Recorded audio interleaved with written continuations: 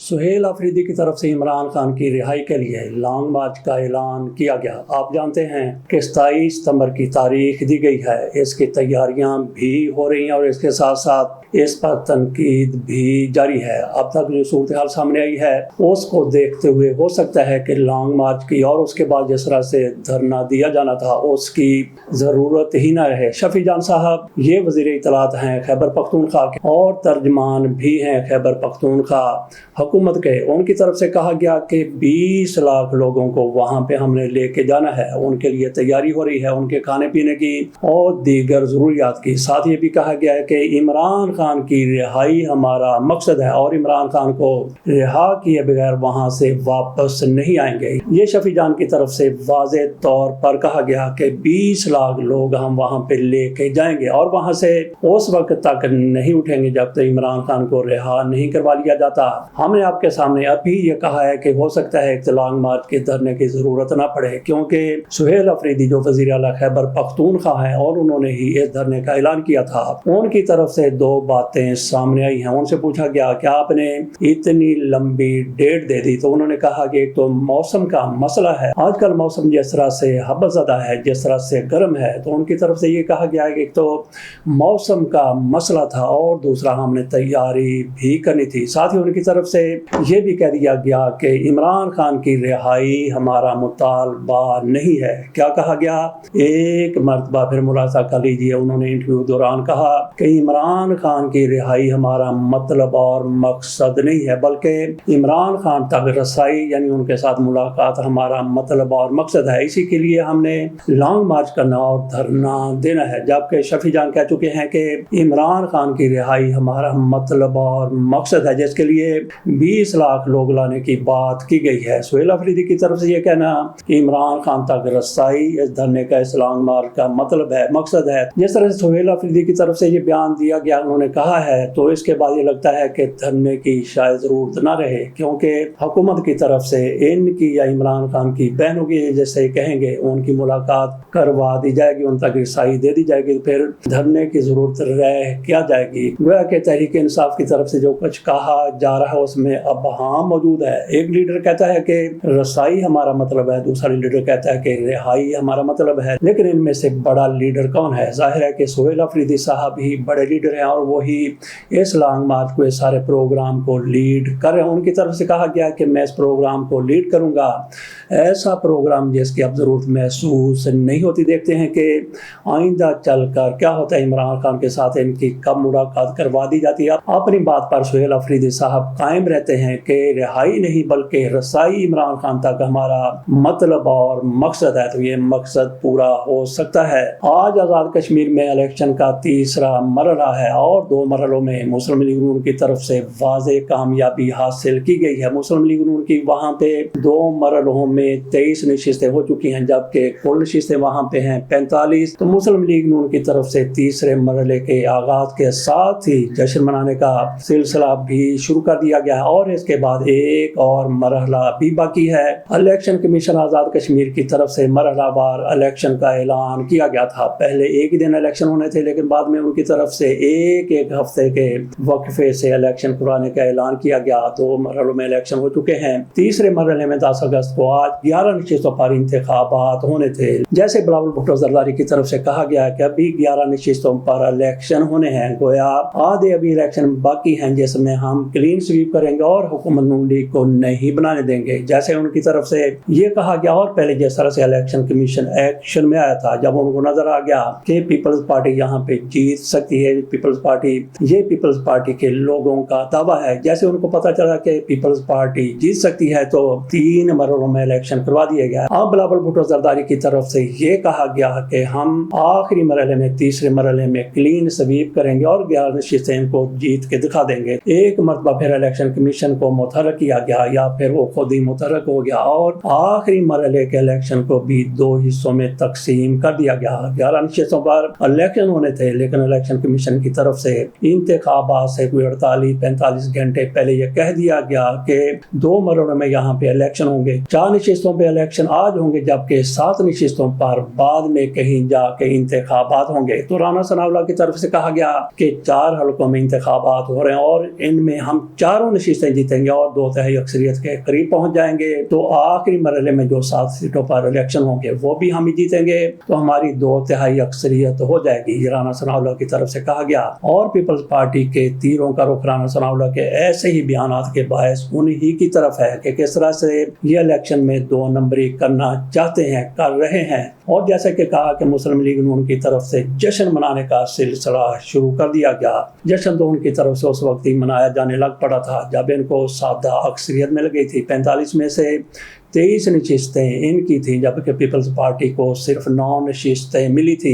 देखते हैं कि आज के इंतखाबात का क्या नतीजा निकलता है, 4 में से कितनी नशिस्तें किसके पास जाती हैं, लेकिन इसका ओवरऑल कोई ज़्यादा फर्क पड़ने वाला नहीं है। पीपल्स पार्टी के पास 4 नशिस्तें चली जाती हैं तब भी मुस्लिम लीग नून की सेहत पर कोई असर नहीं पड़ेगा। अगर 4 की 4 मुस्लिम लीग नून वाले ले जाते हैं तब भी कोई फर्क पड़ने वाला नहीं है, बल्कि ये मजीद 2/3 अक्सरियत के करीब हो जाएंगे। जबकि बिलावल भुट्टो जरदारी की तरफ से कहा गया था क्या मुझे 2/3 अक्सरियत दे दे, मैं आपको कश्मीर की तकदीर बदल के दिखा दूंगा। तो कहाँ गए थे बिलावल भुट्टो जरदारी साहब? वहाँ पे इनकी एक मरतबा नहीं बल्कि मुतअद्दिद बार हुकूमत पहले भी बन चुकी है और आज भी वहाँ पे इन्हीं की हुकूमत है। सदर इनका है गो के कायम मकाम सदर है और इसके साथ साथ वज़ीर आज़म भी इनका है। मुस्लिम लीग नून की भी वहाँ पे कई मरतबा हुकूमत बनी है। आज भी उनकी तरफ से दावा किया जा रहा है कि आप हमें 2/3 अक्सरियत दे दें, आप लोगों की तकदीर बदल के रख देंगे। देखते हैं कि तकदीर बदलती है या नहीं, लेकिन मरियम नवाज शरीफ साहिबा की तरफ से वहाँ पे बसें भिजवा दी गई हैं, ग्रीन बसें हैं। बाकी जिस तरह के ऐलानात किए गए हैं उन पर तो बाद में अमल होना है, फौरी तौर पर तो चलें। कश्मीरियों ने इनकी बसों पर झूले ले लिए हैं।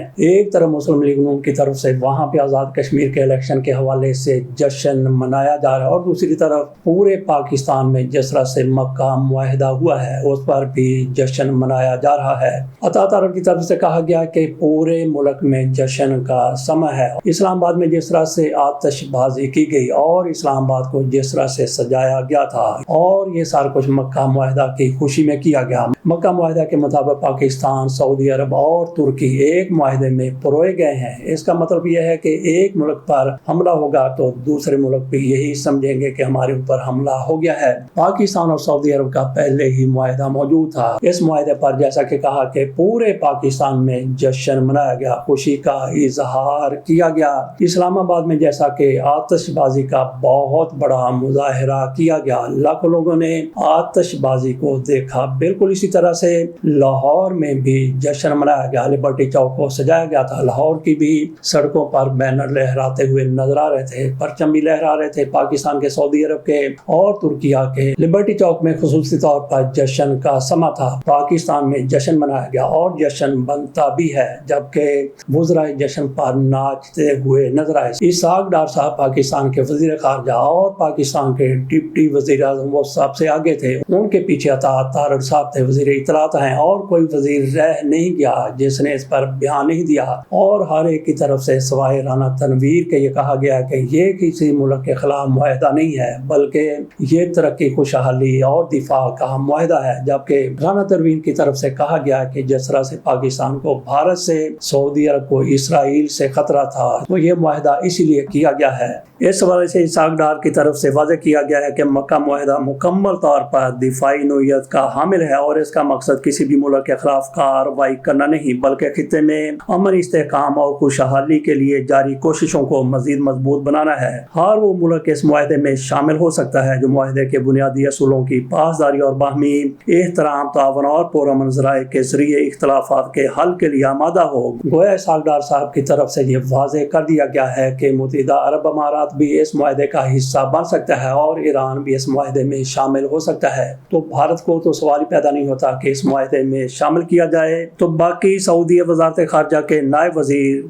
एम्बेसडर डॉक्टर जायद करमली ने वाज़ेह किया है कि मुआहिदे का मकसद किसी फौजी इत्तेहाद या फिरका वाराना या मसल की बलाग के क़याम की जानिब कोई पेशरफ्त नहीं है और ना ही इसका ताल्लुक जौहरी अज़ाइम या खित्ते में असले की दौड़ से है, बल्कि इसका मकसद पायदार खुद इन्हिसार सलाहियतों की तरक्की है। ڈاکٹر زاہد کرم علی کی طرف سے یہ کہا گیا کہ یہ معاہدہ خلیجی عرب اور بین الاقوامی سطح پر سعودی عرب کے مضبوط اور اسٹریٹجک تعلقات کی قیمت پر نہیں ہے، یہ خطے کے کسی ملک کی سلامتی کے لیے خطرہ ہے اور نہ کسی دو ممالک کے درمیان کشیدگی میں اضافے کا باعث بنے گا۔ تو باقی وزراء کی طرف سے، ہر وزیر کی طرف سے، اویس لغاری کیا ہو گیا، علیم خان کیا ہو گئے، شیزہ فاطمہ کیا ہو گئی، ہر وزیر کی طرف سے اس حوالے سے بیان جاری کیا گیا ہے کہ شہباز شریف اور فیلڈ مارشل کی یہ ویژن کا بہترین نمونہ ہے۔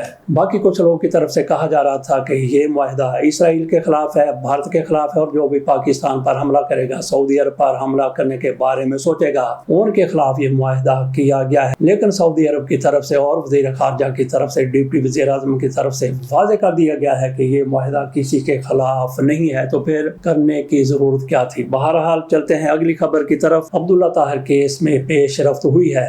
ٹک ٹاکر ماریا کے حوالے سے کہا جا رہا تھا کہ اس نے ہنی ٹریپ کیا تھا عبداللہ طاہر کے ڈرائیور اصغر کو، اور ان کی گرفتاری کے لیے چھاپے مارے جا رہے تھے۔ ان کے بارے میں جس طرح سے شوٹرز کے بارے میں کہا جاتا ہے کہ ان کا سرگراں ارسلان تھا، ارسلان کے بارے میں اور دیگر شوٹر کے بارے میں کہا جاتا ہے کہ وہ شمالی وزیرستان چلے گئے ہیں، پہلے بھی پاکستان میں واردات کر کے وہیں جایا کرتے تھے۔ اور ٹک ٹاکر ماریا کے حوالے سے بھی کہا جا رہا ہے کہ وہ بھی وزیرستان چلی گئی تھی، لیکن اب یہ خبر آئی ہے کہ ان کو سیالکوٹ سے گرفتار کیا گیا ہے، جبکہ وہ رہنے والی ہیں فیصل آباد کی۔ تو دیکھتے ہیں کہ اس حوالے سے مزید کیا پیش رفت ہوتی ہے۔ میر رضا کے حوالے سے بات کر لیتے ہیں۔ کراچی کا نوجوان، اس کو بھی مرڈر کر دیا گیا تھا۔ اس حوالے سے الزامات شرجیل میمن پر لگ رہے تھے، ان کے بیٹے راول پر لگ رہے تھے کہ ان کے فارم ہاؤس میں ان کو قتل کیا گیا ہے، ان پر وہاں پہ تشدد بھی کیا گیا اور ان کا چہرہ بھی ناقابل شناخت بنا دیا گیا تھا۔ تو شرجیل میمن کی طرف سے کہا گیا ہے کہ میرے اوپر یہ الزامات جھوٹ کا پلندہ ہے، اور انہوں نے